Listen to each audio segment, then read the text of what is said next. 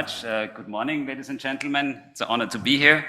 Thanks for the organizers. It's really a great day in Budapest, and I managed to come out of Belgium yesterday, despite all the strikes. There was a flight from Ostende to Budapest directly. So it was also a new experience. So I'm happy to be here because I think it's important that we gather here in persons, that we use these programs funded by the Commission, Interreg, and so on to really team up and get together. So I hope that this works. I will go right into the subject.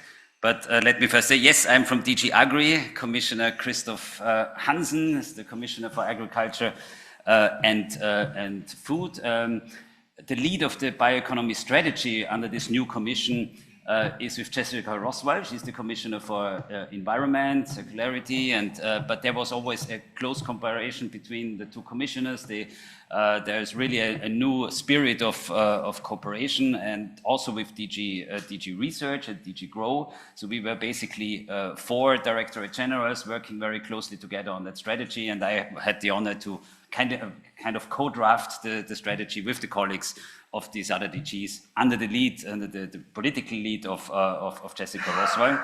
And also currently, the strategy, which was adopted end of last year, end of November, is now under debate in the Council of Ministers. So it's now, the Commission as the body which makes the initiatives and the guardian of the treaty in Europe proposes the texts, and then it's the European Parliament and the Council of Ministers which usually respond, have to adopt, of course, all the legislation, but also this strategy and policy documents are then usually debated by the member states in the Council formations, and then they make conclusions. And we expect conclusions by the member states on the basis of consensus. Actually next week on the 17th of Tuesday, 17th of March, in the Environmental Council, but there has been debates also in the Environmental Council and in the Agri-Fish, because it's for agriculture and fishery. The Council of Agricultural Ministers had also a debate on this strategy, and we're trying to have the member states in the council and then also the parliament to endorse the strategy, to give us a bit more direction, to say, yes, this is good, this is bad, maybe to add on some things. So this is now happening. It looks very good, I can say. It's not yet public, the conclusions, but I think it will be very, very supportive to the work which we have done last year. So let me move now into the starting point from vision to implementation. It says, so the vision here, I just copied out of, I think it's on page 3 or something, the vision block, because I think we operated in this strategy more with kind of visions, concrete support, encouragement, and not coming up with new ideas of new legislation, new bureaucracy, new targets, which we then have troubles to achieve. So I think it's a kind of new approach also on this competitiveness compass with which the Commission has started this new Commission 5-year period last year, which is now more than a year ago. So by 2040, so this is the idea that sustainable bio-based materials and products, such as construction materials, biochemicals, textiles, fertilizers, plant protection products, plastics, that they are widely deployed, that they provide fossil-free alternatives, and create with that also new stable incomes for rural areas, for farmers, for our biomass producers, foresters, and so on. That's the idea. But then also this synergy, industrial regions across Europe, improvements to farming, food systems. We'll talk to food systems a bit later. Integrated biorefineries, advanced fermentation. So here come some lead technologies in. And then, yes, we think that with this bioeconomy, it's important that we use our own resources in Europe, our farmlands, our sustainably managed forests, the oceans also for the coast, maybe not so much here in Hungary and Austria and Slovenia. We have no ocean access. No, Slovenia has a coast, sorry. Very nice one in Koper and Piran, to deliver prosperity, economy, food security and resilience, farming and forestry combined with smarter use marine resources, ensure that Europe meets most of its biomass through sustainable domestic production. Not all, but I think it's important that we construct this bioeconomy strategy so that it delivers possibilities and opportunities for European primary producers and not an industry just importing biomass from, from anywhere in the world, where we have basically very little leverage on how sustainably it's produced, and it's maybe not, it would not increase our resilience then either. So it's not still a balance, it's open to trade, but I think that's an important focus. Strategic use of byproducts and residues, I think that's also an important issue, so to increase the resource efficiency. So why is this important? Why is there so much, like in the first sentence here on you don't read the food so much, but you read the materials. And I show you here something which I'm also a member of the Austrian chapter of the Club of Rome, and our president, Professor Lang, has put this together, and I use this also during the work. Let's have a look at we all see here coal, oil and natural gas still increasing worldwide, despite the efforts of Europe, but in other regions of the world, in Asia, in others, it's still picking up. I mean, there is a certain top now, even in China, but you see until 23, we have here the data, but even 24, it still went up, in particular also the gas, even the coal, although we decarbon a lot in Europe. But then you see, I think that's for me the interesting part. I thought this doesn't work, I think. On the right-hand side, the materials. So we have the, let's say, nearly the four most important big materials of the industrial age. You have steel, you have plastics, you have cement, you have ammonia, you have crazy amounts, tons and multipliers. So this is like a logarithmic scale already, because it would go up like crazy. And with these four materials, in their production or in their content, they use also fossil feedstock. Yeah? So plastics is clear; it's usually made out of naphtha, out of oil or gas. Yeah? Cement, on the other hand, or ammonia is the same. Ammonia is used; it's the main basis of fertilizer production, and fertilizer is the main input for agriculture, and it's made usually out of natural gas, and it's starting with that as a feedstock. We have cement and steel. There the story is a bit different. In cement, by making the cement, you burn out basically the CO2. So it produces a lot of CO2 in the making. And the same is with steel, because you need to, usually it's heated up together with coal and in this reaction. So there are now new aspects to make green steel with green hydrogen, but this is a long way. So for these materials, they cause a lot of CO2 emissions, so which we usually don't think about. It's about there are different estimations, the data, but it's 25% of the world's CO2 emission. Oh, now it's gone. Now it's back. So it's usually nearly half or more than half of the industrial CO2 emissions. So that's why it's so important to tackle this material side and to think not only about the energy side, but on this material substitution. And if you look at the bioeconomic potential, I think our Vice State Secretary mentioned already the numbers, the 17 million jobs, the value added, which is increasing the share 5% of the economy. But we see also here, and now this was the starting point, the bioeconomy as it was defined also in the prior bioeconomy strategies by the European Commission, was of course very broad, encompassing all sectors, and it still is. The definition of bioeconomy would include food production, would include agricultural production in general. It's not something that is not part of the bioeconomy. But also we as DG Agriculture and in the debate we said, well, we need to focus here. And so we see here manufacture food and beverages, the yellow part basically,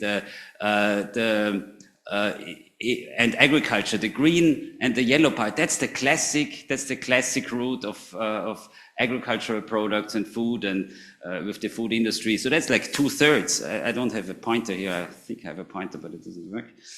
Here it works, now it works. So here, this part is like 2/3 of the thing. And this is kind of the part where we think there is potential, this 1/3 on materials, on also a bit on bioenergy, but it's not the main focus because we have a lot of AGRI, the Renewable Energy Directive, and the energy packages. So we thought we need a strategy that focuses, that it does not describe simply the bioeconomy and says, okay, we have these 5 or 15 sectors, and now we go page by page from sector to sector and say what it's about. No, we need a real focus. We need to really attack or tackle these new challenges in the material side of the resilience, on this minimizing imported fossil feedstock, also for our industry in these areas like as plastics and so on. So that's why we focus here on more on this part with the strategy. So which does not mean that the other part is not bioeconomy, but it's a focus on, I think a strategy needs to have a focus. So let me go a bit deeper. So the strategy has 4 pillars: scaling innovation, investment. So this is really from lab to deployment, no more just, it's still important to maintain research, but it's also now important to really to invest and to replace the fossil productions, the on industrial scale with a bioeconomy production, bioeconomy based, or also other renewable based production, but in this case bioeconomy, and thereby also trying to have a place for our European farmers and primary producers. So it's making it in an intelligent and useful way. Then there's the chapter on the lead markets. I think this is the core of the strategy in my view. Because, okay, scaling up investment, innovation, this goes for many areas and sectors, but this is really the lead markets. What exactly do we, in which sectors? I will come to that a bit more in detail. The third pillar is then securing long-term prospects and sustainable, I call it the supply side, sustainable sourced biomass, sustainable supply. So we have to think, if we say, oh, we want to replace all the steel and with wood construction, and we want to replace the classic plastic all now with bio-based plastics from sugar or lignin, and do we have enough lignin? How does this match? So of course we have to think about the supply side of do we have enough biomass? Are we able to produce it in a sustainable way or import it? If we import it, where does it come from? What does it cause? Does it cause indirect land use change? We would not want to have another wave of deforestation just because Europe wants to change from fossil plastics to sustainable bio-based plastic. So this is a key thing to think about. Where does the biomass come from? And then of course it's usually in such strategies you always have then a reach out global level playing field chapter. So of course we also have this here.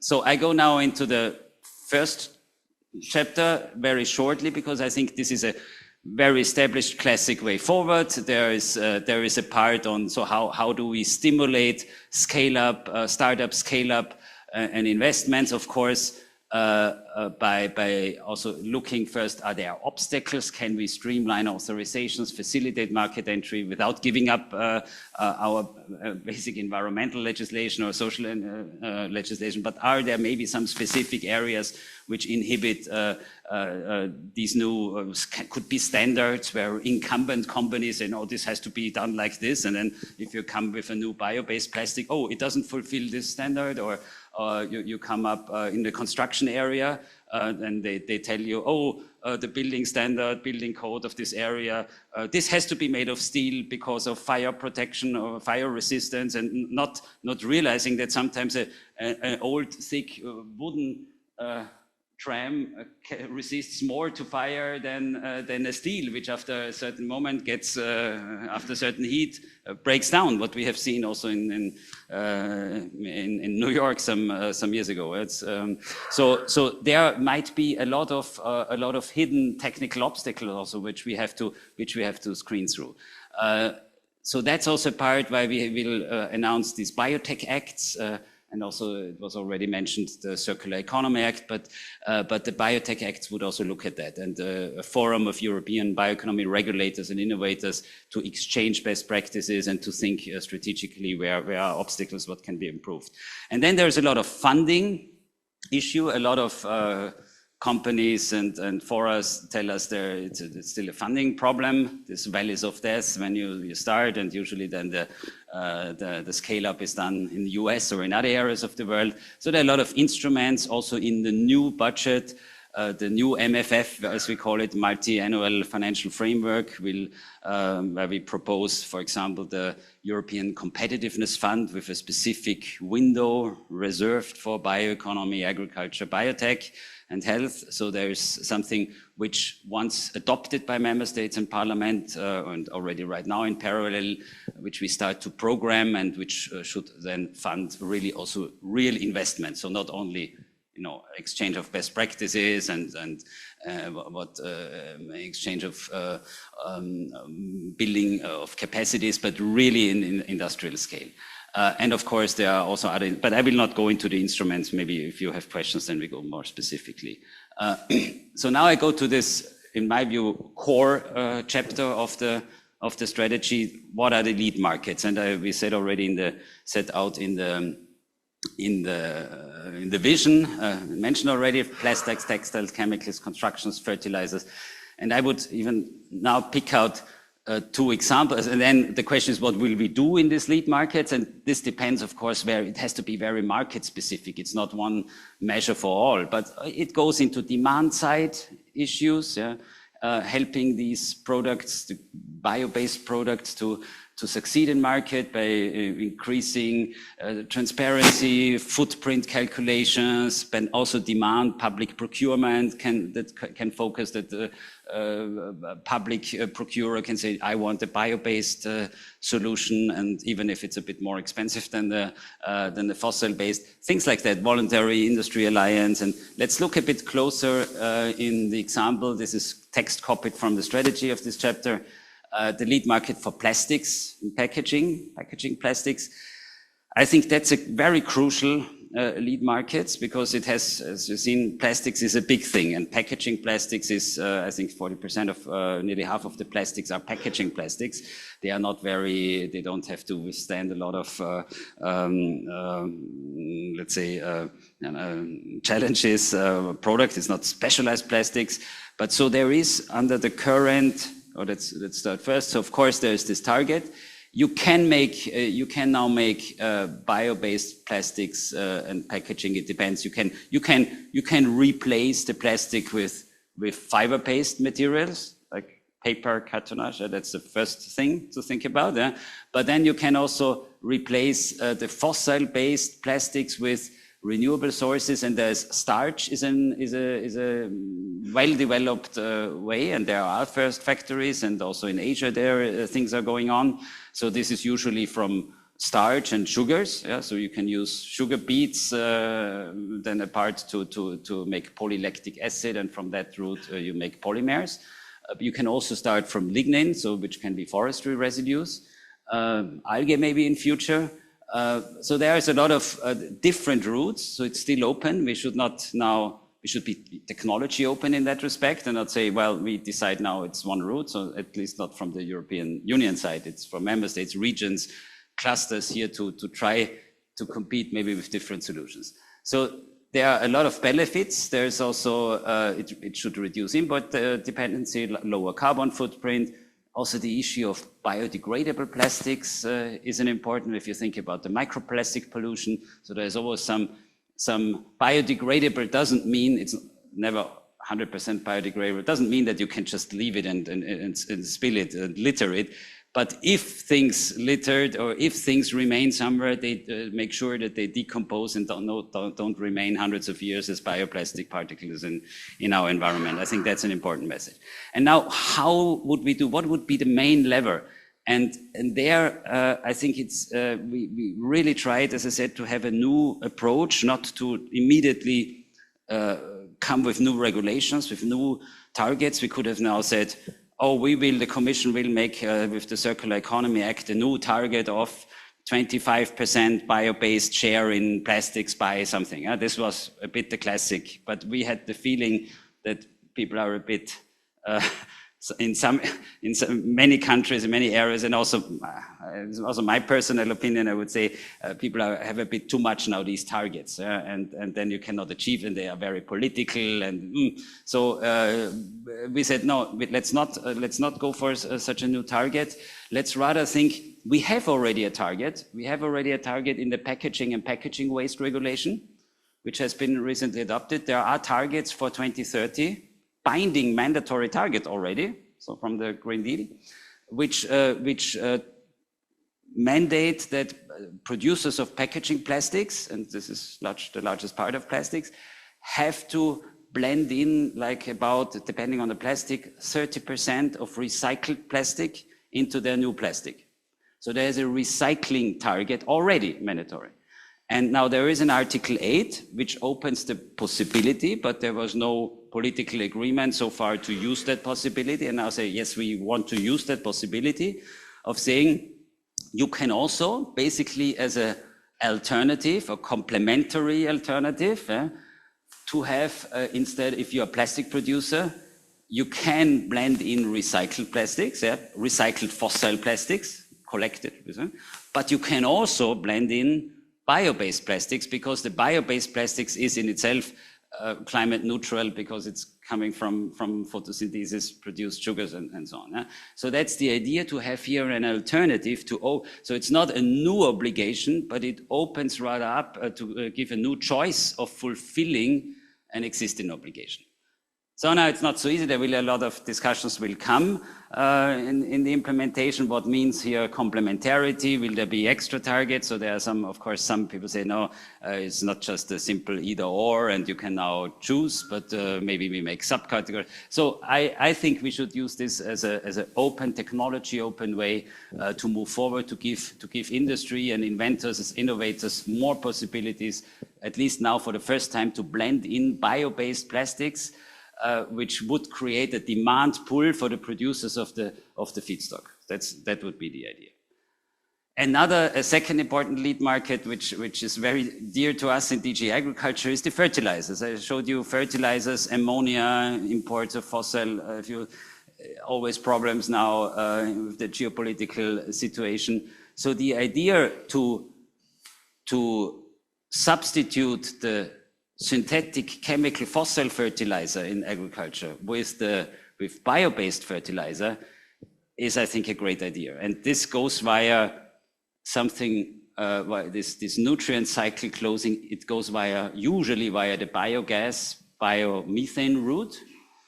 And that means that if you have biogas installations where you put residues from farm, I have here, so it's more than in these biogas. We have 21,000 biogas plants already in Europe and 1,600 biomethane. Biomethane is biogas in a way standardized so that it's really equal like the fossil gas and can be fed into the gas grid also, can substitute the real gas. Whereas the biogas is a bit a mix of gases at the first fermentation process. It can be used immediately also through energy production or through other productions, but let's say the biomethane is a bit the bigger project, more industrialized than the biogas plant. The 20,000 can really be on each larger farm or commune.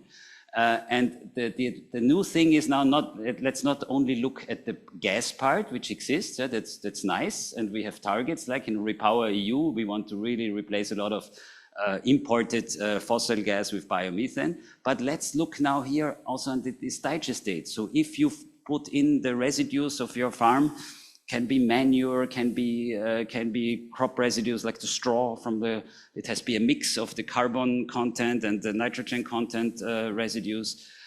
If you have this in your biogas, you have something which remains after the digestion, after the fermentation. This is the digestate. And out of this digestate, so formerly our farmers, I come from Austria, Tyrol, they just put it on the sludge on the fields. Now there are more ways to process this into kind of pellets, things which then can be transported maybe to a bit further, where to avoid that there where the most manure is, like in the Netherlands or in Ireland, with a lot of livestock. If they would put it on their field, they have a nitrogen problem. But if they produce it with the digestate, with a processing plant, which makes it a nice a transportable good and not like a sludge, then you can transport this to other areas, sell it more broadly, and then really make it to compete with the chemical fossil-based fertilizer. So that's the idea behind, and we can see there is a lot of, already with the current digest state, we can substitute a lot of, we cannot substitute all, but it's significant shares. So that's for us in DG Agriculture was a very important chapter of the bioeconomy strategy and a very important lead market. That's why I strike it out as a representative more from the agri side. Another part would be the textiles. Textiles, you know, all, I mean, I try silk, cotton, and wool, and nothing else, but there's a lot of polyester around, elastan and polyester containing textiles. It's taking over nearly. And we found out that the industry made criteria, product environmental footprint calculations by the current textile industry. And they calculated and they chose like 16 or 18 criteria what would make a product environmental footprint. And of course they choose, there's no criteria that there shouldn't be microplastics, because it was dominated, of course, by the industry. So there's nothing like this, which would be a major selling point, major USP for natural fibers, that you don't produce microplastic pollution. Whereas if you have polyester, and in which it's washing, small particles would go into the nature. So another thing is that, what is the carbon footprint of wool?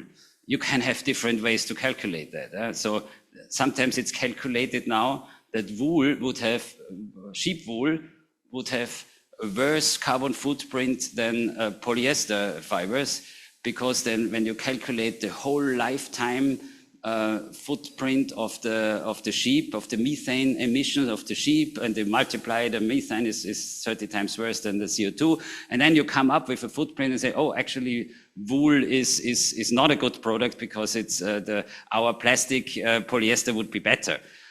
Well, wait a minute, is it really, I would say the wool would be a byproduct, so maybe the main product is still of the sheep, it would still be the meat or others, so do you have to calculate the full methane emissions of the lifetime of an animal into the wool, and farmers have to throw away the wool. So there are a lot of issues, how to treat wool, and we have started now as one of the actions a focus group, innovative and sustainable supply chains on strengthening, revitalizing the wool value chain, and it has started already in December last year. There will be a third meeting of this focus group gathering together in Europe as a reference. You have it here. So it would be another example in the textile lead market. So I will go fast now to the third pillar, which is, so we're leaving the lead markets, going to the sustainable production. There will be a lot about monitoring. The Commission decided not to introduce new sustainability or cascading use criteria. That was also an important message of this strategy, that we say there's a lot of existing criteria. For example, in the Common Agricultural Policy, if you use EU support as a farmer, you are already I would not say suffering, but you have to respect a lot of sustainability criteria. So it would not be the idea to add on now. And also the cascading use, what can you burn and is already in the red Renewable Energy Directive number 3. So there are 2 pages in Article 29. There's a lot of criteria. There are many people running around trying to create some new criteria. But I said, first of all, ask them, do you know the existing criteria? Are you aware what is already there? We have the taxonomy. We have we have a lot of criteria around, which often haven't yet been implemented. So, for example, the Renewable Energy Directive sustainability criteria, I think more than half of the member states have not implemented them. So the users, the economic operators, are not yet confronted with it. Something which has already been decided 2 years ago and implemented. So we have to say, look, wait a moment, there's a lot which has been decided, which exists already in European law, which will have to be implemented anyhow. Let's not recreate or add on this. I think that's one of the key takeaways. Also in forestry, for forestry biomass, want to look a bit closer, we have a lot. We have the sustainable forest management criteria developed by Forest Europe, which is a pan-European. I just came 2 days ago from Malmö. We had a meeting to define what is sustainable forest management, not only EU, but also non-EU countries. So there is a lot of acquis, I would say, in good French. But there are also new ways of new instruments, like, of course, stimulating biodiversity, nature credits and carbon credits. This is something in the making to even push more on the production side, on the supply side, towards nature positive and climate positive production side. And just some look, this is now too detailed, but you can look it up. There's a lot of knowledge in the JRC, Joint Research Center of the Commission. If you look, for example, at forestry biomass, this is a very new Eurostat data. You see, these are basically for every member state, the felling rate, the harvesting rate, you could say, in relation to the net increment. So what is growing every year? So the trees are getting bigger and getting more. And how much do we harvest? And we see, and you see it for 5 years. The last column is the yellow one is the last one from 23 available. And we see that most of the member states, nearly all, are below the 100%. So the forest, we have not really, there is of course a lot of challenges for our forests, but in principle, the harvesting rate is way below 100%. So there is a possibility, I do not say that we should clear cut, but in a sustainable, environmentally friendly, to keep the forest in an uneven age, to selectively harvest. It's not ideal to just let a forest grow till it's old and then it becomes less resilient, the trees, and then you have a windfall or you have a bark beetle. So I'm also working in the forest team of our DG Agriculture. And so the idea to keep the forest in a mixed forest, uneven aged forest. So there is a potential to harvest more. That's a bit the message. There were some overshooting, some problems, because in Czech Republic, in Estonia, but you see Czech Republic was over harvesting because of salvage logging and so on. So, but in general, there is potential. And if we see worldwide, there we have a problem. So that brings me to the last, finishing. So if we look at forest, we have the new FAO forest report. You see that the red part where we have deforestation are in South America, are in Central Africa, are here in Indonesia, in the tropical rainforest. There we have really a deforestation problem. That's why it's so important that we are careful with what we import, because we should not contribute here to a worldwide deforestation. Whereas if you see in the Northern Hemisphere, even US, Canada, Europe, if it's yellow, it means it's more or less stable. But there are areas where we have considerable forest area growth and forest biomass growth. So we have to look at the world in a differentiated way. It's not one size fits all. If we don't have to panic that we don't have any wood anymore for the bioeconomy strategy, let's just ensure that the wood does not contribute to deforestation in these sensitive red areas. But if it's coming from sustainable forest management, with Canada or inside the Union, from France, from these areas, there shouldn't be too much a problem. This brings me to the end here, fourth chapter. This strategy enables us also now on the international scale, in particular with G20, FAO, to shape the understanding about which direction the bioeconomy should go, what sustainable criteria should be worldwide to ensure a level playing field for us, and also to leverage our support, our partnership. Global Gateway is the European Union instrument for that, to work together with other countries in the world to shape a bioeconomy which not only works for the European Union, but which respects the planetary boundaries and does not import biomass and export the problem, but which is a solution for the whole world. Thank you very much.